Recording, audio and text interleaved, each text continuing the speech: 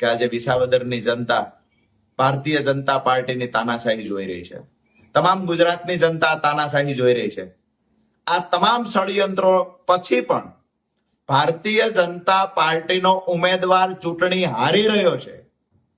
તો અત્યારે સમાચાર મળ્યા કે 4:30 એટલે કે 4:30 વાગે બૂથ નંબર 111 નવા વાગણિયા ગામે એક સાથે 35 થી 40 લોકો આવે છે. એ ગામનો સરપંચ જે ભાજપ સાથે જોડાયેલો છે એ પણ એમાં સામેલ છે. આ તમામ લોકો જાણે ઈવીએમ લૂંટવા આવ્યા હોય એવી રીતે બળજબરીપૂર્વક અંદર ઘૂસી જાય છે. પ્રિસાઇડિંગ ઓફિસર, ધન્યવાદ આપું આવા પ્રિસાઇડિંગ ઓફિસરને કે જેને બોગસ થતું અટકાવવાના પ્રયત્ન કર્યા, જેને આ લોકોને રોકવાના પ્રયત્ન કર્યા.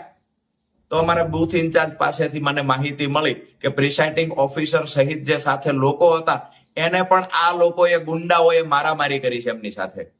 હાલ મતદાન મથક પર મતદાન અટકાવવામાં આવ્યું છે, મતદાન અટકી ગયું છે, લોકોની બહાર લાઈન છે અને જે ગુંડાઓ હતા એ મારામારી કરીને ભાગી ગયા છે. નમ્ર વિનંતી કરીએ છીએ પોલીસ અધિકારીઓને, ચૂંટણી અધિકારીને નમ્ર વિનંતી કરીએ છીએ કે તમામ બૂથ પર ગુંડાઓ ઉતરી પડ્યા છે. તમામ બૂથ પર ઈવીએમ ને લઈ જવાનું હોય એવી રીતે એના પર તૂટી પડવાની વાત છે. તમામ બૂથ પર જે મતદારો બાકી રહ્યા છે ત્યાં બોગસ કરાવવાના પ્રયત્નો થઈ રહ્યા છે. ત્યારે ચૂંટણી અધિકારીને પોલીસ પ્રશાસનને વિનંતી કરીએ છીએ કે આવા બોગસ કરનારા ગુંડાઓ જે બળજબરીપૂર્વક અંદર ઘૂસી રહ્યા છે એને રોકવામાં આવે.